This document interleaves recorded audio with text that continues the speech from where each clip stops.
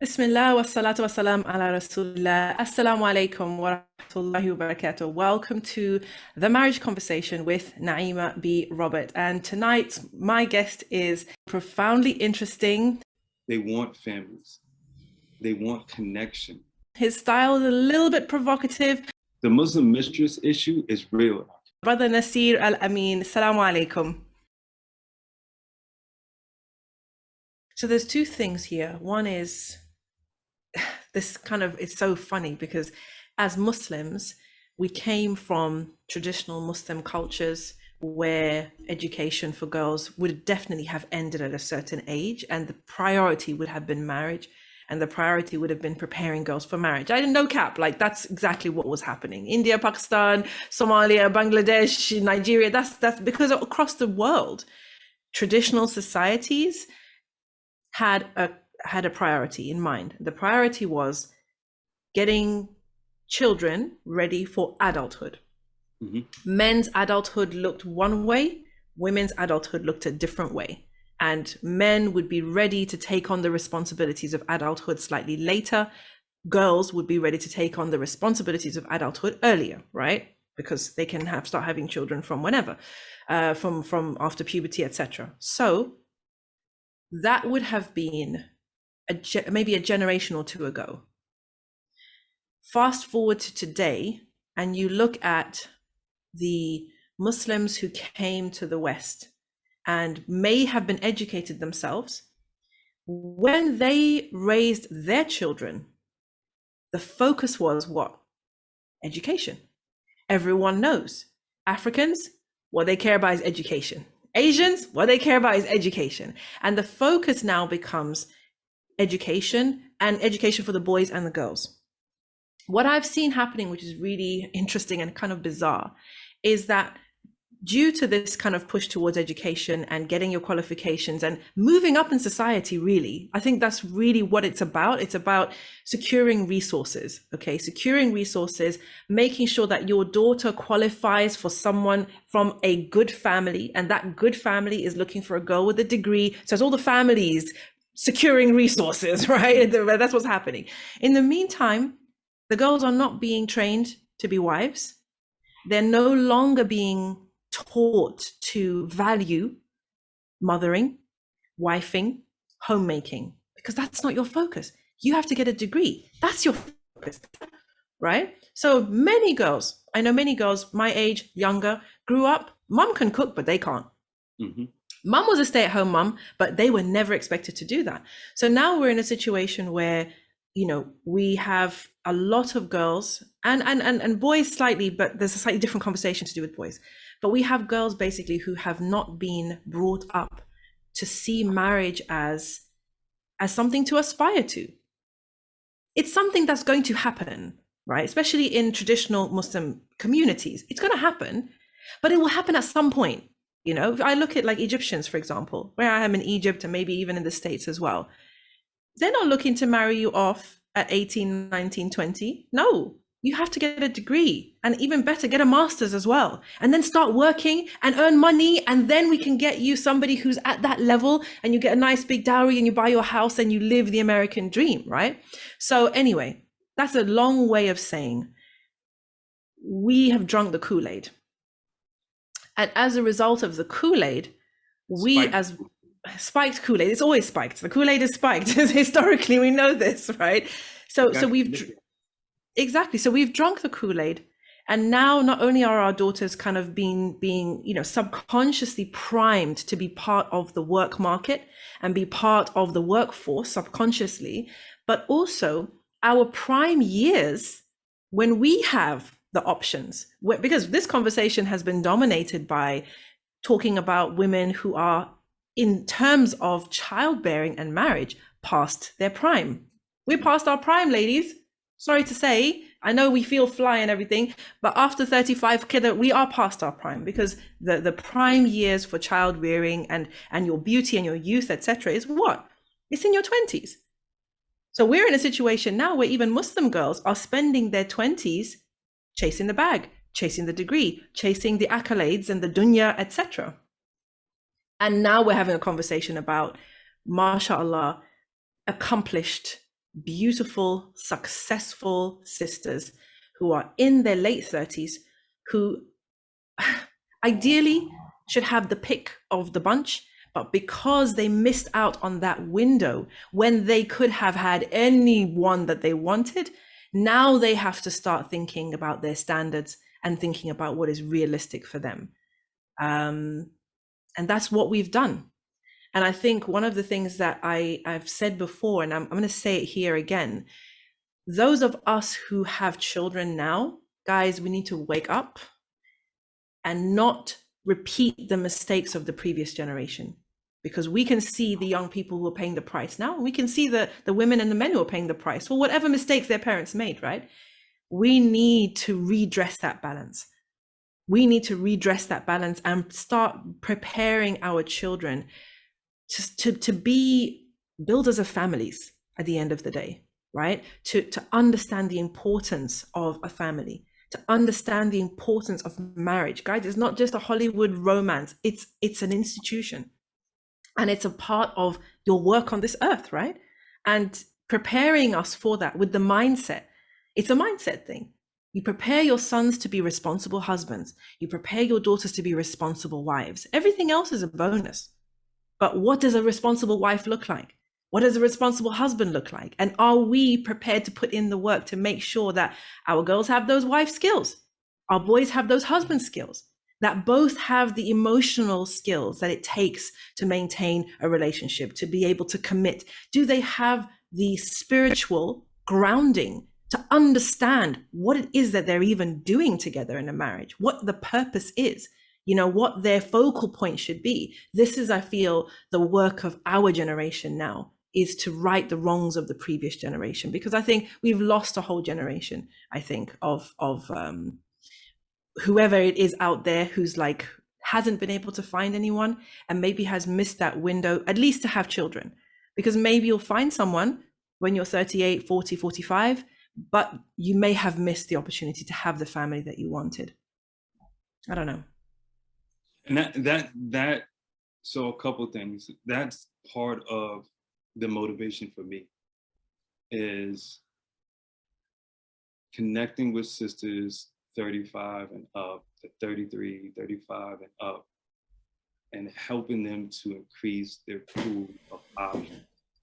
Because they want families, they want connection.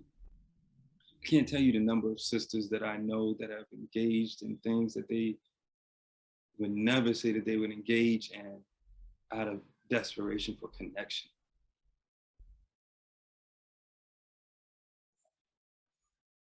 So yeah, I can't tell you the number of sisters that I've worked with who have and are engaging in things that they would never engage in. They clearly have said that it's not who they are, right? To be the mistress of a Muslim man, right? To be the filler for his time, right? Just because he gives you connection. Right? But I see that often, unfortunately. I see that often. And again, it begins with those unhelpful thoughts, right? That unhelpful need for validation, right? That neediness. Right? I have a question here. The Muslim mistress issue is real in our community. It's real. Why are these not secret wives? Why are they mistresses? I don't understand. Sorry, guys, I'm not making a case for secret wives, but I don't get it. Like, why a mistress and not a secret wife? So this is the thing. The stigmatism that we have in our community around polygyny is problematic, and that leads to shaming. Right? And so the sisters and brothers that I know that are engaged in private marriages, they're engaged in it because they don't want to deal with the community. They don't want to deal with their friends. Like I literally know sisters who in public speak against polygyny and speak against private marriages, and they're in one. Wow. Right? And that's because they know the community that they live in. Right? We don't let adults live, right? We don't let adults make adult decisions, right? When it's too uncomfortable for us, right? And so that's what I see. I see sisters who, again, that conversation that I brought up earlier about knowing yourself, knowing your libido, and understanding that, look, it's not something you can just pray away or fast away. You need to address. You've been in a 10, 12, 15-year marriage, and now you're single for a year, and you got a natural God-given itch. How are you going to address that? Are you going to engage in dating, right? Are you going to engage in halal dating? Or technically it's not halal dating because where it ends up. But are you going to tell yourself that you're going to engage in halal dating that ends up in regular dating, right? Until you find the right person for marriage? Is that how you're going to go about this? Right? Because you ruled out so many potentials. That's what I was going to ask you. Yeah, I was going to ask you. So these women that you're talking about, are these women who have a criteria or who have an ideal in their mind and have already turned down offers that didn't fit the ideal? They've turned down 10 plus men who aren't the masculine alpha-esque type Muslim brother, right? Okay. The brothers that don't meet that criteria, that may not have the level of finesse and confidence that the man that arouses them, that attracts them has, that type of God, right? He doesn't have that. They turn down those type of brothers. That has a good job as well, right? Doctors, lawyers, engineers, turn them down because they just don't move them. This is problematic for me. This is problematic for me, and I'll tell you why. Let me just make one point, and this is the caveat with it, because these sisters also have means. So that's the reality. Right. They have, the children are with them, they have a profession. So in their mind, yes, they're 35, they're 33, 36, but they have in their mind, this again, the limiting belief, the unhelpful belief, they believe they have time. And options. Yeah. But in reality, the options you do have, you don't like them. You want to pursue those that give you a little chase, right? That's the type of men that they want, the one that are arousing and attractive. You can pursue that, but you may not end up with the ring. This is a problem for me because, and it's not a problem for me, it's a conundrum that we find ourselves in and we find ourselves facing due to our biology on the one hand and our socialization on the other, right? Now, once upon a time, you got married because that was the thing to do. Your parents chose your match. Maybe you saw him, maybe you didn't. Maybe you saw her, maybe you didn't. Either way, it's going down. Y'all getting married, okay? And as they say, okay, y'all getting married, okay? This has been discussed and it's been agreed since you guys were 3-5 years old, okay? This is a family issue. Our family has agreed with the other family that our families are coming together for the mutual benefit of our families. We like them, they like us, they're on our level, we're on their level. This is a good match. So you got married. You knew what that meant. You've got some things that you need to do. As a woman, you know what those things are, and you've been raised to understand what those things are and prepare for them and to do them when it's time. Similar to the man. You know what it means to be a husband. You've been raised to do that, to expect to do that. And when you're married, you know it's time to do that. Duty, responsibility, loyalty, honor, stability, job done. You guys are married. Now you're going to have children and you're going to have a family of your own and you're going to do the same thing. And I'm sure this is how it worked literally around the world for probably centuries. Okay, guys, forgive me. I'm not being very historically accurate here, but love marriages were not a thing anywhere in history, really. When it comes to families and marriage, it's about resources. It's about unifying families. It's about strengthening clan and bloodlines and all of that stuff. Nothing to do with love, and certainly very little to do with desire. And so when you say that a sister will turn down a good man because he doesn't give her the chills, she doesn't have desire for him. She doesn't have what they refer to as the genuine desire, right? She doesn't have the genuine desire for him. So she turns him down. Now, in our modern context, that makes complete sense, because in our minds, you're supposed to desire your husband. Woman has desire just like a man has desire. We know this. You're supposed to desire your husband, and every man wants to be desired by his wife. This is our new kind of programming, right? Everybody's on that. So this sister who turns down the one she's not desirous of, on the one hand, it makes sense because she doesn't want him like that. So why would she say yes to him if she doesn't want him like that? So she's made that decision. That's done. That offer is gone off the table.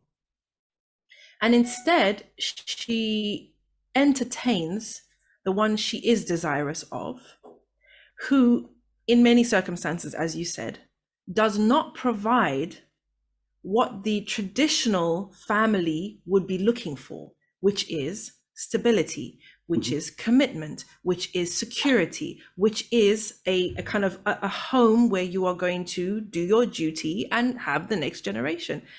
So now we're in a conundrum here, because what do we tell that sister? You should have married the one that you didn't like, the one that didn't give you the chills, the one who didn't have the finesse. You should have married him because he was the rational option. He was the sensible option. And he was the good guy, the quintessential good. He was the beta guy. He was the beta bucks, right? He was the beta male provider, right? Nice guy. He's the nice guy. He's the good guy. He was the safe option. Are we saying to her, you should have gone for him? And if we are saying that, how do we deal with this issue of desire then?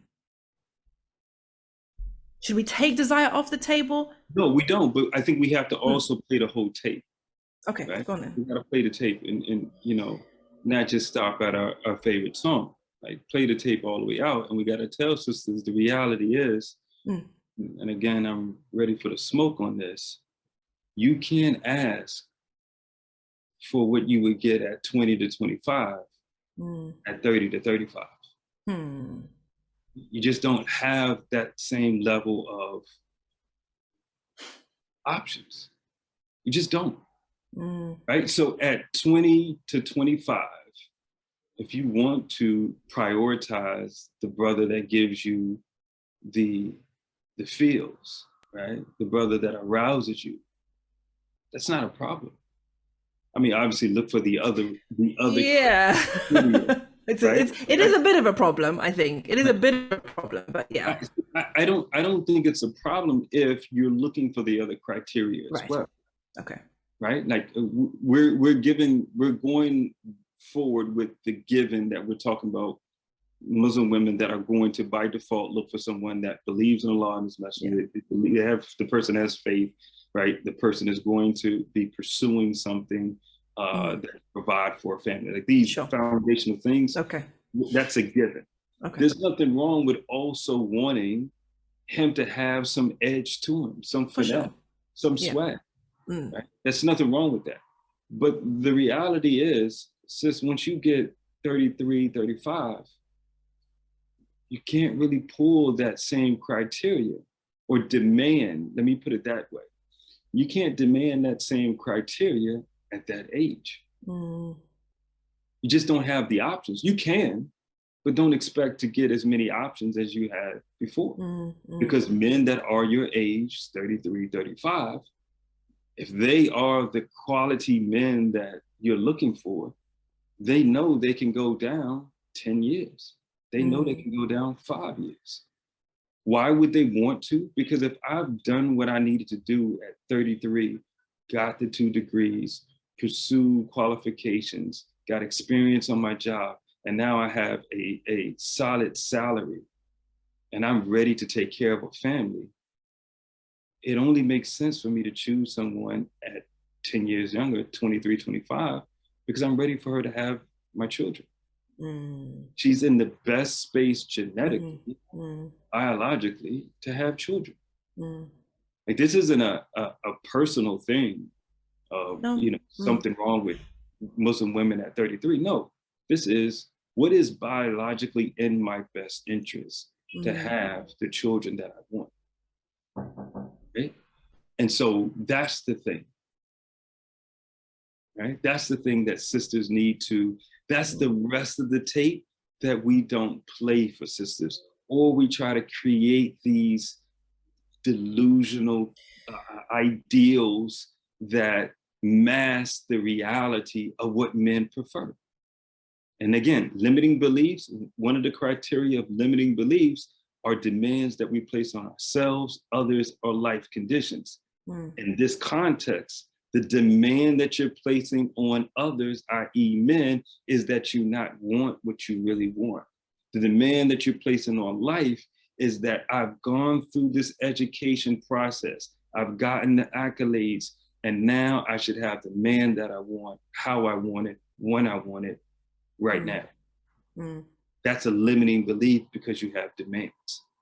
Mm. Gotta let go of the demand. So I prefer now that I have this PhD to be able to marry someone of my same caliber in terms of education. But I'm not going to demand that of myself or others, right? Mm. That's a Mm. preference. That's a flexible belief. That's Yeah. not being rigid, Yeah. right? So I'm not saying you have to give that up. You Mm. just have to give up the demand that's attached to the academic qualifications. What comes to mind for me is something that I've seen being said about, women. And again, guys, remember, no one's here smug, looking out or down at anybody else. Can I It make one point literally before I is. forget? Mm. One of the things to speak to what you said earlier is when talking about correcting the wrongs, one of the wrongs we have to correct is making sure we don't lean too much on our kids. So my sisters that are divorced, 35 and up, don't lean too much on your kids. Don't lean too much on your son for your emotional support. Don't lean too much on your daughter for your emotional support. Let them be teenagers. Let them be children. Mm. You handle your emotions as an adult. Learn how to regulate your emotions, i.e., get a man in your life if you need a man in your life. Mm. Connect with another man Mm. and not be dependent on your kids to provide that Wow. connection. This is just so, That's the I, work that we're talking about. Earlier, when you said, are people doing the yeah. work? This is the type of work people need to be doing. This is the type of conversations people need to be having with themselves, to themselves, about their emotions. Two things. One is a conversation that I've been seeing happening about older women like me who are not married but are chasing a feeling, and 35, 40, 45, 50, 60, and they're looking for a man who got that, got this, can do that, can do this, chasing a feeling, still believing in the hype, still believing in the fairy tale, that one day my prince shall come, right? And he's going to sweep me off my feet, and it's going to be roses and romance and good vibes all around. And the conversation that I heard, which, initially you feel, oh, well, that's not a very nice thing to say, that, what it is that I'm going to say. But I want to put it out here because I think it's interesting, and it maybe may have a perspective on it. But the conversation was, why are these women who are in middle age or past middle age still behaving like teenagers? Why are they chasing the dreams of teenagers? What is happening here, right? And I thought that was interesting because it's like, if I get to a certain stage in life, I have to start becoming a realist, right? And a pragmatist. And if, as you say, a part of my work is to get a man in my life so that I can have adult company and I can have what it is that I need to fulfill my need for the companionship that Allah subhanahu wa ta'ala created us for, right? If that is part of my work, then it's also part of my work to start embracing realistic ideas of what that relationship can and should look like, or could look like, right? If I hold on to my fantasies from my youth, or I'm trying to relive fantasies from my youth, I may find myself in a situation where I'm turning down perfectly good men. I'm turning away perfectly good opportunities because I'm chasing a fairy tale. I'm chasing a fantasy. And instead of realizing that, hold on a minute, the time for fantasies is done. Maybe you never had a time of fantasies. Maybe you got married young. I was married at 22, alhamdulillah. And I had 5 children in the space of however many years, 15 years. Alhamdulillah, I'm grateful to Allah subhanahu wa ta'ala that I became Muslim. And I think within a year or 2, I was married. And a year after that, I had my first child. And I'm grateful to Allah. I finished my degree, got married in, I think, the last couple of months of my degree. And then I was married, alhamdulillah. So from that introduction, the expectation of marriage was very, very clear, because in those days, you know how it was. It was very black and white. It's deen. And the deen says that a wife does this and a husband does that. And the purpose of marriage is X, Y, Z. So a lot of maybe the fantasies and the fairy tales, etc., from your childhood, you maybe put those to the side a bit because you're like, it's deen now. You know, this is serious. This is real. And I feel like as a Muslim community, we've regressed from that because that's not our lens anymore. We don't see things in any shape, size, and form, any shape, size, or form in black and white anymore. Everything is rainbow. It's not even gray, it's rainbow.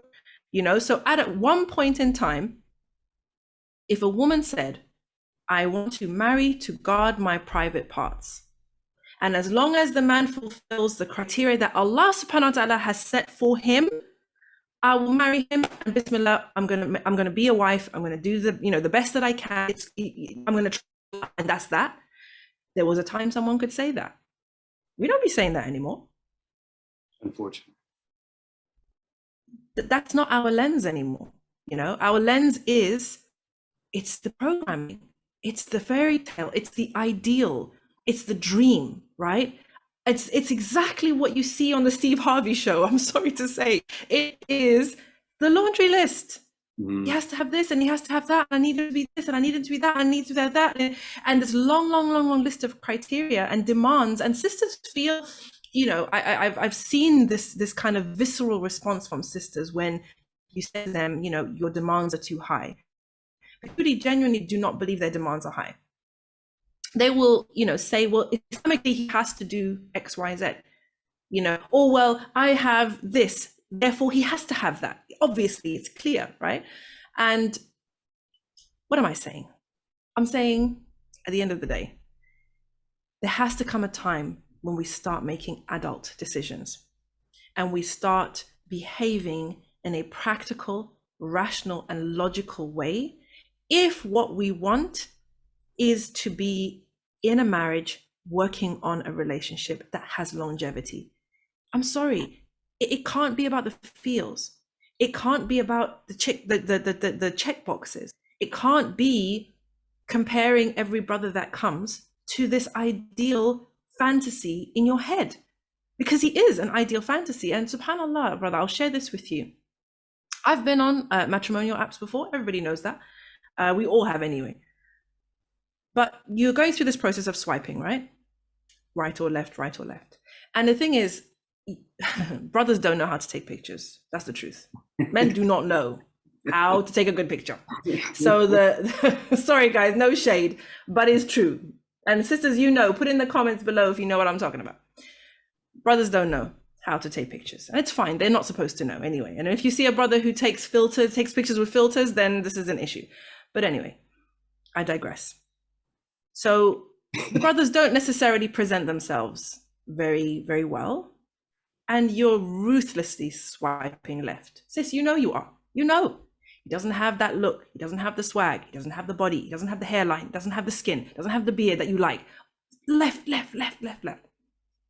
And at one point in my process, I stopped.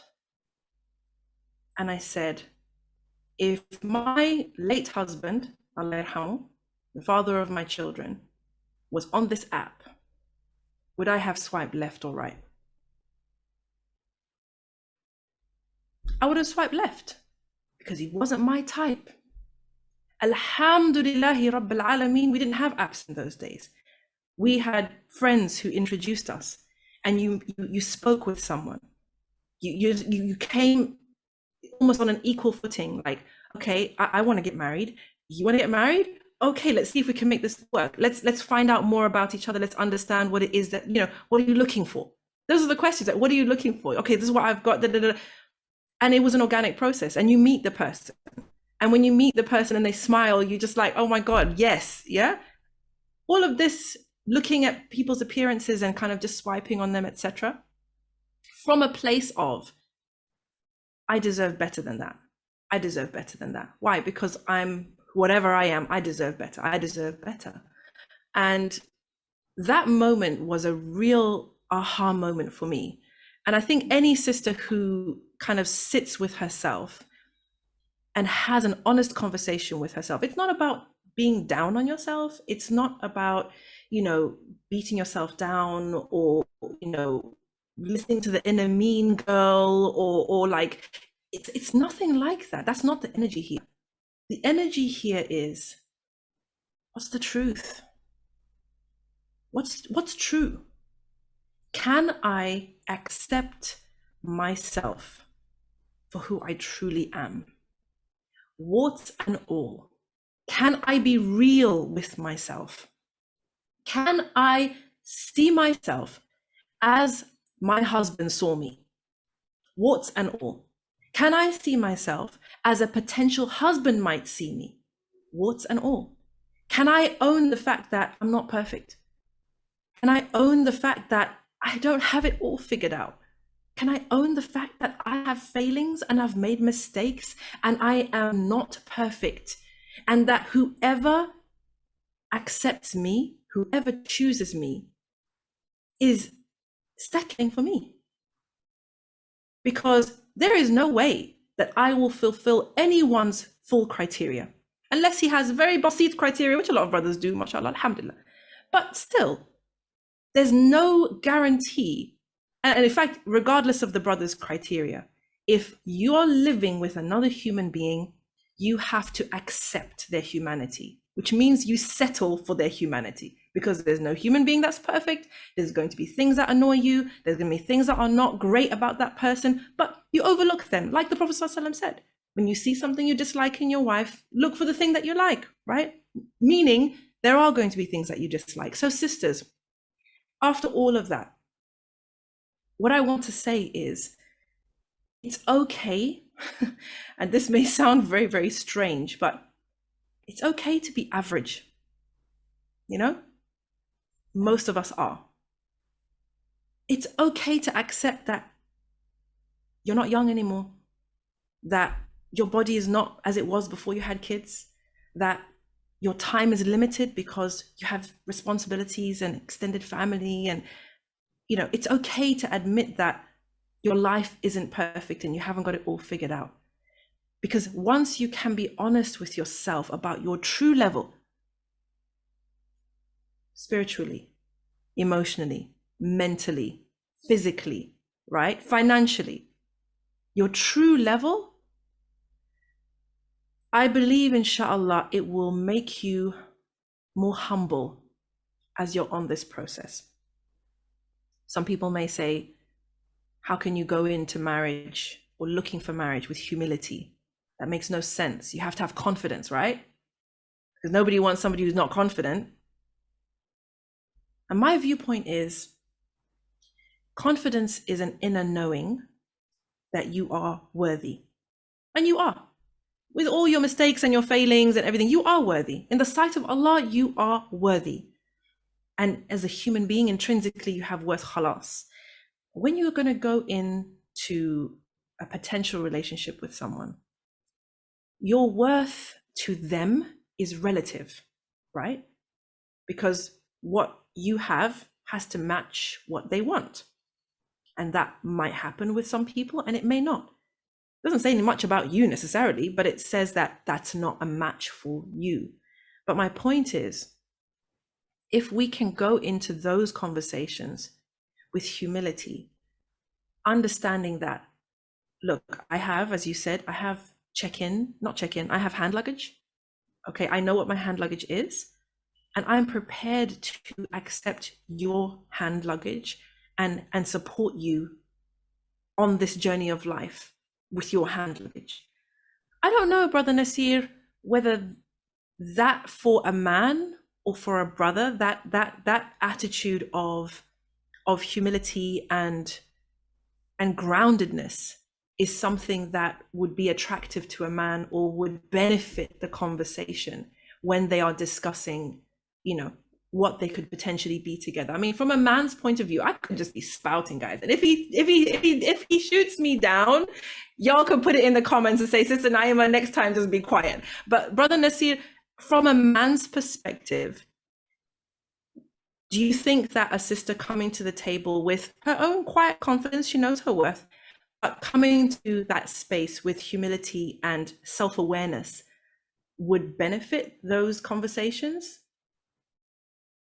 Of course, right? Of course.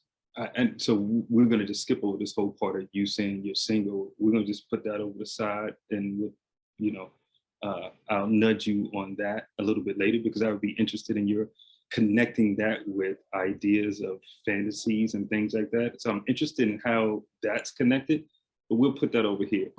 Answer your question. You're right. I think especially for the age category that we're talking about, right? 35 plus. I think that, see, this is why I think sisters waste time fighting against and demanding brothers not want what they want, versus using their time more strategically and seeing how they fit into what men are looking for. So approaching a man with humility, self-awareness, right? Those are two things that an older seasoned man is looking for, right? That you've got letting go of these, that's the whole point of having a sister with wisdom and experience, is that she's gone through certain things. And by going through those things, she now has the experience that leads her to let go of some of those fantasies, right? And let go of those ideals, right? That don't add up, right? That aren't logical. And they're not helpful. Right? And they're not helpful. Right? And so with that being said, that's the exact type of sister that a brother would be looking for. Now, obviously, the other things need to be there in terms of faith and practice and attraction. But the critical thing that's important is a sister that's self-aware, right? And has let go of some of those unhelpful beliefs, that baggage, right? Because that's, even though that may be in your eyes check-in baggage or carry-on baggage, in my mind, as someone else, that may be check-in baggage, and I ain't willing to help you with that, right? If you've got these fantasies about what you're entitled to or what marriage should look like and all of that, I don't have time to carry that. And I don't want to waste my time or my earned money on paying extra for that type of luggage. I don't need that in my life. You use the word entitled, and I think entitlement is a big one. We haven't actually mentioned that today, but I think it kind of sums up a lot of what I've been saying and we've been saying about, I guess, women in general, in terms of society, in terms of what society is breeding in women. It is a sense of entitlement. I think that's kind of the whole boss babe thing. I think that's probably the best way of describing it. It's very unattractive. I can't tell you how unattractive it is. And I don't know any masculine man that's in my circle that is attracted to them. It's laughable, actually. And it's the opposite of the humility, isn't it? Because, and this is the thing, again, smoke. The woman who comes to the table with the quiet confidence that my qadr is with Allah, my rizq is from Allah. Alhamdulillah, I'm happy within who I am, but I have humility in this conversation, and I'm here to listen. I'm here to see, kind of what it is that's required. Can I do that?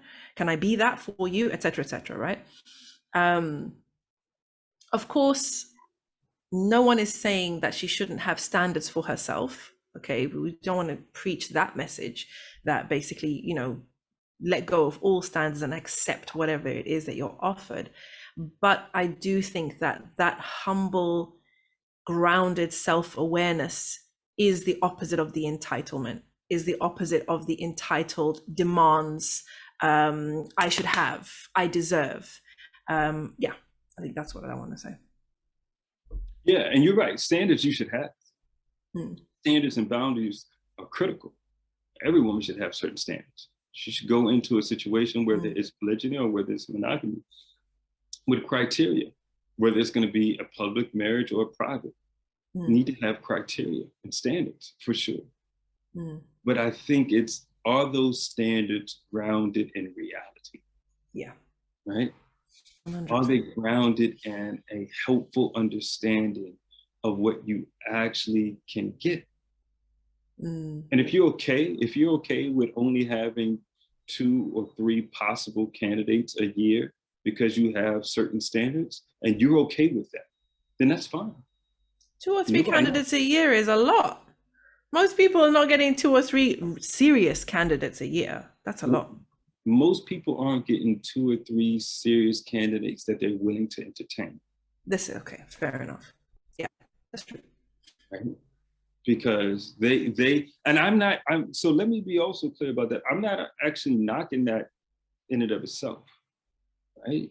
If a man doesn't turn you on and doesn't, arouse you in a certain way, you're not attracted to him a certain way, and you can handle your desires, then wait, hold out, sis.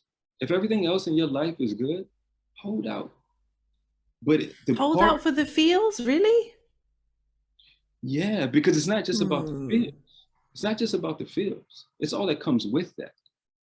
But this is where the reality has to come in. This is self-awareness. Can you hold out and not engage in the haram? If you can't hold out and maintain the halal, then you need to go ahead and make that deal. Do you think that more Muslims are falling into zina than we think? 100%. 100%. 100%.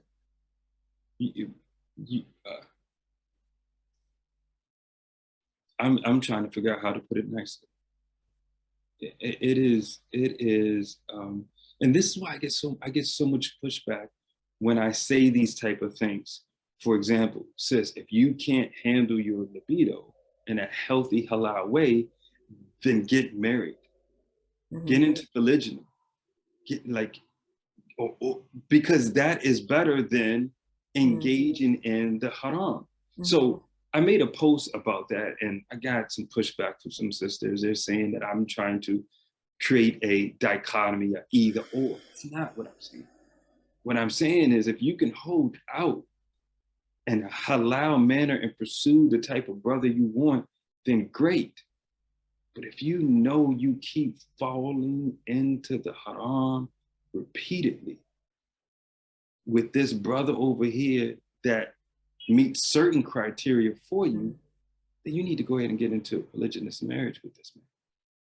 Because what you're doing in the meantime is you're engaging in illicit activities, haram activities. Right? And that's the reality. Like we don't like to acknowledge that. Ain't nobody want to hear that. Yeah, they Ain't really nobody want to hear that. really don't. And it's like, you know what you're engaged in. Mm. Meeting up with him after he gets off or after you get off, you know, at the lounge or wherever at the park, or meeting up at his spot or your spot, or you guys getting a hotel. Like, I'm not knocking it. We're all sinful human beings. We just sin differently. I'm not knocking it.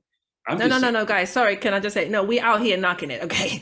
Don't be doing that, okay? This is not the thing to do, okay? We so, are not pro Zinner on this channel, okay? so let me say this. When I say I'm not knocking it, what I mean is shift it, make it halal. I'm Right. not knocking that you're attracted to this guy. You are. I'm not like, that's who Mm, you're attracted to. mm, But make it halal. right. Don't Yeah. continue to engage in something that you know is really just filler for him, because now that you've given yourself to him in this context, he ain't gonna marry you. Long time.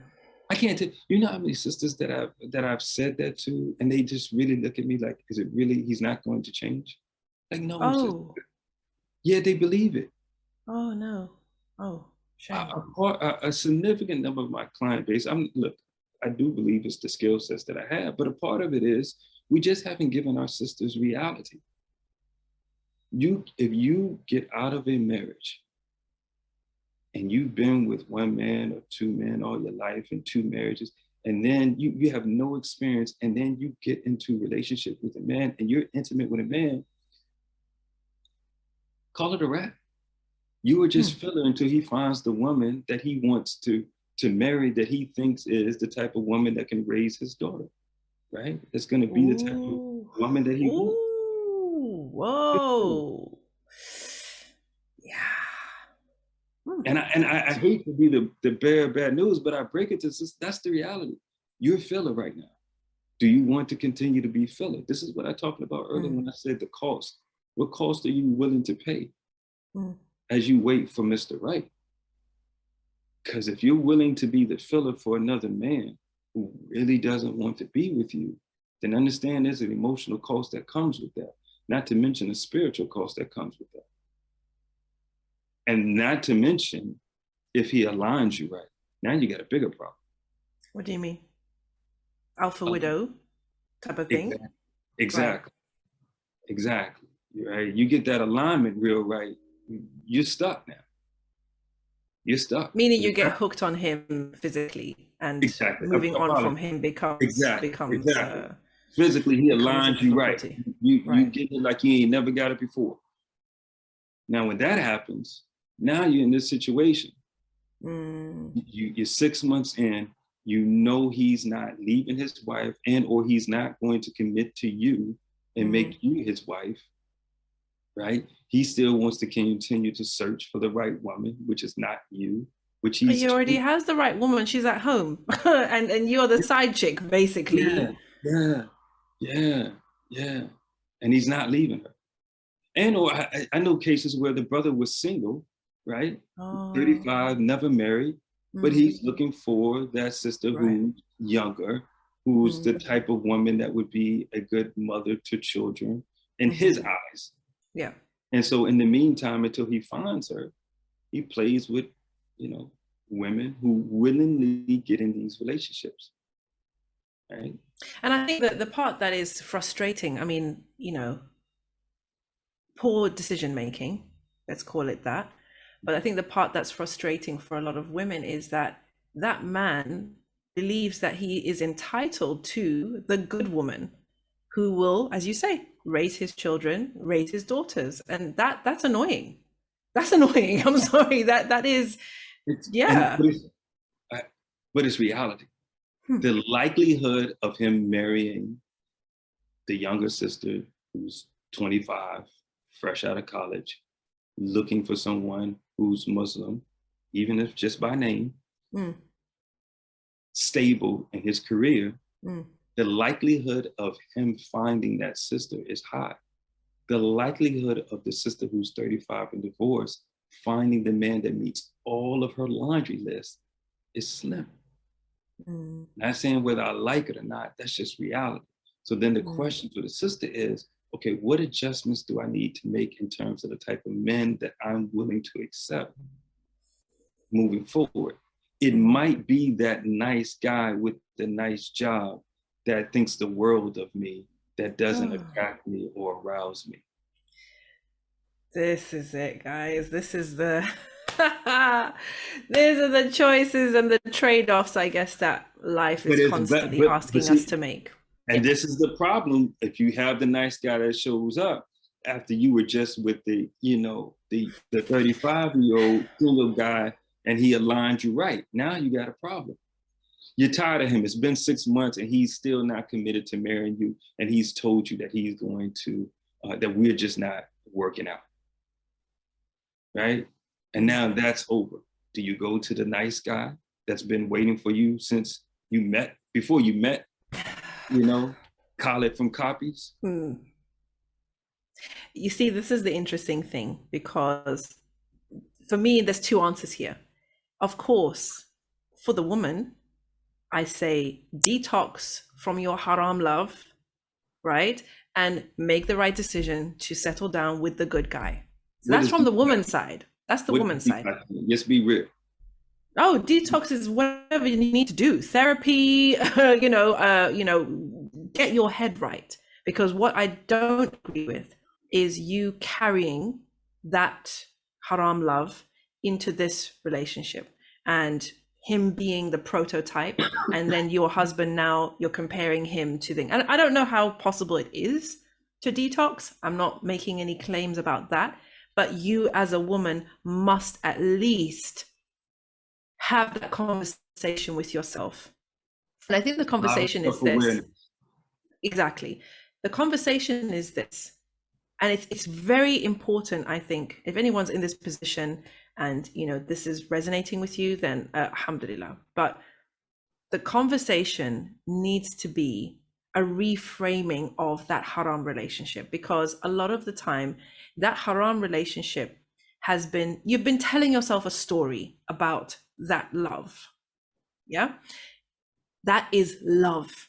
That's real love. He really loved me. We were perfect for each other. You know the stories that we tell? He is the best ever. He's the best I'll ever have. You build up this persona and you tell yourself a story about that relationship. Now, if the relationship ends and you have any intention of committing to somebody else, this is me, not a psychologist, not a whatever, but I would say to any sister who was in that situation, you must reframe that situation that you were in. You need to tell yourself a new story. A lot of the time, you need to get really raw and honest with yourself about what the hell was really going on there. Mm-hmm. And sometimes it means focusing on the negative things that you've been avoiding thinking about all this time, about how he strung you along, about how he made you these promises, how he broke your heart, how he used to do X, Y, and Z that was not in alignment with what you wanted, and how at the end of the day, that relationship was, in the eyes of Allah, wihish. It was filth. And you degraded yourself in that situation. Hey, it doesn't feel so good now, does it? It don't feel good, because all this time you're in your feelings, you're in your physical, you're in your dopamine hit and everything. But when you sit down and you make a decision to say, you know what, I need to face the reality of what just happened. And if you're able to do that, and you're able to, with your heart, cut ties with that story, that old story, the love story, and accept that, you know what, I made a bloody big mistake, right? He was not the one I thought he was. He was not the man I thought that he was. And I wanted something out of that never be. And in the process, I earned Allah's anger and his wrath, and I'm deserving of punishment. And I need to make tawbah. I need to cleanse myself of that haram relationship. Allahu alam. But I think anybody who has that conversation with themselves and gets really honest with themselves, I hope and pray that they, like I said, can cleanse themselves of that and can now look at the new relationship and frame that relationship as the ideal. as the pure, as the good, as the desirable option, as the better option. Because otherwise, if you don't reframe, that haram relationship where you had the feels and you had the passion becomes the ideal. And this man, the safe choice, the good guy, it's like you've downgraded.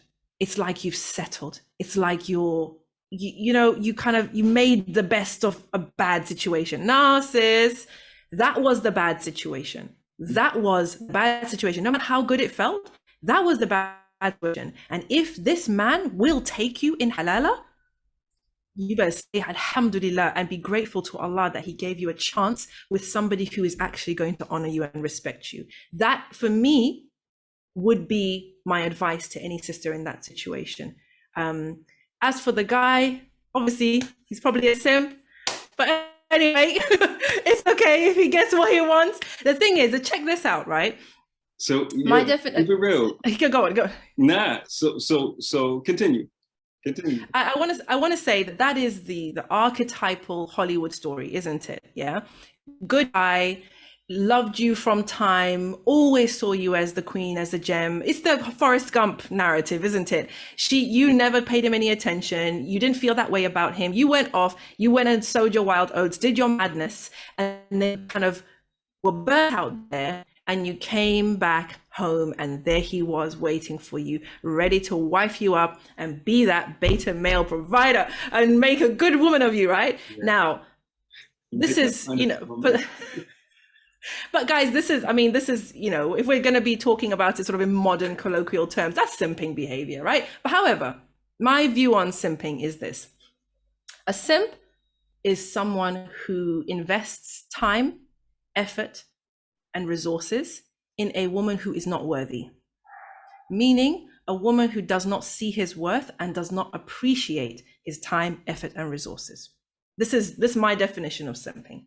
So if you have a wife who loves you and respects you and is full and thankful, you're more than happy to invest time, effort, and resources, right? You're more than happy to do nice things for her, to do nice things with her, to look after her, to provide for her, because she is worthy of your resources and your time and your attention. Yeah. So we wouldn't say that a man being a good provider and being kind to his wife, etc., is simping. I wouldn't anyway, because if she's thankful and she's grateful and she's appreciative, then job done. Because that's my understanding. But you could disagree with me. Do you disagree with my definition? What do you reckon? No, I don't disagree with your definition of simping, and I don't disagree with. I do think, though, that men can simp in a marriage to a good woman. Oh, yeah. How can you simp to a good woman? Hold on, before we get to that, which is a very good question, by the way.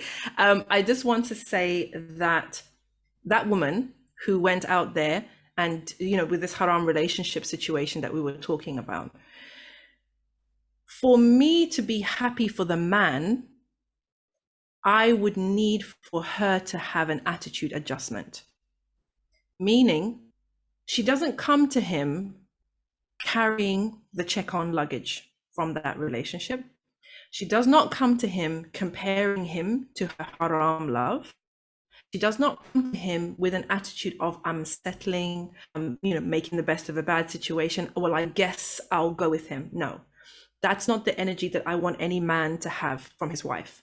So if she comes to him and she's had that attitude adjustment and she is glad for his proposal, she's grateful for his proposal, she understands that this is something valuable and this is something that is a blessing for me, and this is something that I'm grateful to Allah for, and I'm happy to invest in this and do the work that's necessary to make this relationship work, then I'm happy for my guy.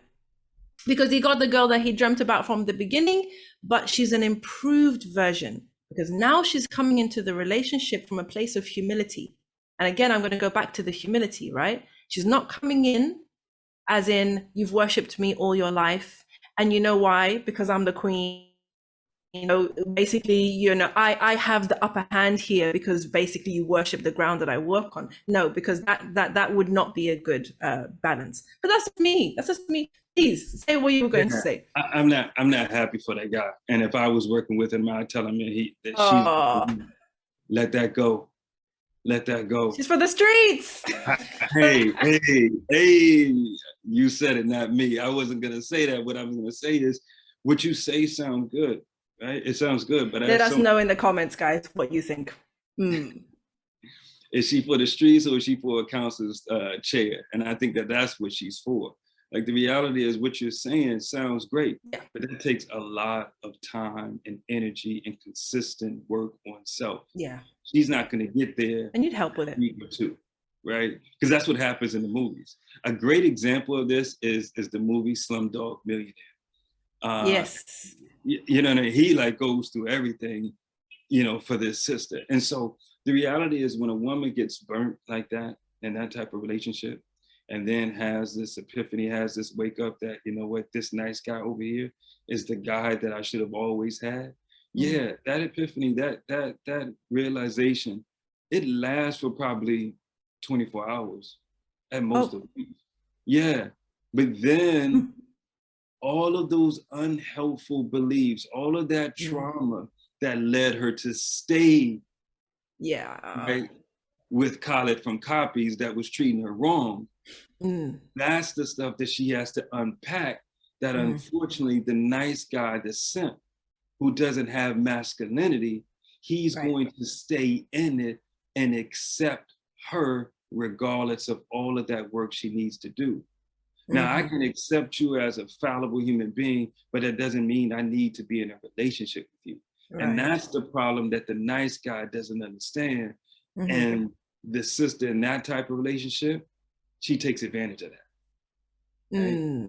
Because she hasn't done all of that work that needs to be done. And the reality is, it's a lot of work that needs to be done. It is a lot of work. And I think you need, like I said therapy. You need to, the detox is part of that, is the therapy, it's the Toba, it's the so many things. Because think about what that detox is. That's a detox. That's a daily effort. That's a daily effort to not reach out for communication, for contact, for validation from that person. Or the guy down the street that looks at you a certain way, the same way that the ex looked at you. Yeah. The nice guy doesn't know how, right? Oh no. Yeah.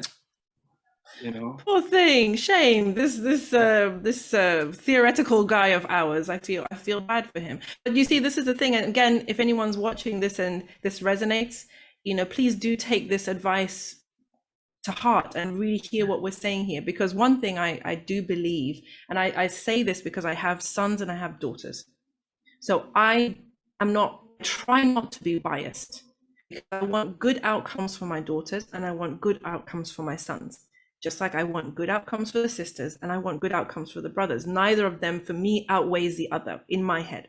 So any sister who's in that situation, whether it's your ex-husband or your haram love, whatever the case may be, right? Try to do the work of closing the chapter. I think we can call it that. Because whether it was in halala or harama, it's still a chapter, right? Try to do the work, whatever work is necessary, to close the chapter before you open another one with somebody else. Because I'm sure none of us would want our brothers or our sons to be married by a woman who is still dreaming of her ex or still dreaming of whoever in her past. And like you said, every day she thinks of him. Every day it's a battle not to text. Every day, you know, there's something else that reminds her of him. And of course, this new man of hers, he doesn't measure up, because in her head, again, she's told herself a story about this guy, that he was the one, that he was the best, and all of this stuff. And if you can't, you know, and again, this is not to say that you have to downgrade your ex or your late husband. That's not necessary. He was what he was, and you were together what you were. Alhamdulillah ala kulli hal. But if you are going to go into another relationship, I think it's only fair that you give that relationship 100%, which means you have to close the chapter. That was a lot. We covered a lot of ground. a lot of things that we haven't spoken about so far in this conversation. So, really looking forward to seeing the conversations that it sparks, inshallah, beneficial ones. But please, Brother Nasir, tell our viewers where they can find you. YouTube, Instagram, Nasir al-Amin, NASIRAL-AMIN. Yeah, and my website, nasiralamin.com. Reach out. Let's connect. Perfect, guys. So listen, everybody, thank you so much for rocking with us, because it was a long one. Alhamdulillah, you got benefit, inshallah, from the conversation today. And, share your thoughts in the comments. Like the video, make sure you subscribe to the channel, and you don't want to miss a single episode of the marriage conversation with Naima B. Robert, because we are going deep on that nobody's talking about, that we need to be talking about. So I want to just thank you, Brother Nasir, for being such a guest, and for just being so open and honest with us. Inshallah, we'll have you back maybe on a Saturday night live stream, and have our audience kind of come in and bring their questions, and some fun there, inshallah. But in the meantime, may Allah bless you and your family and your work, and guide us all. Ameen. Jazakallah khair. Assalamu alaikum wa rahmatullahi wa barakatuh.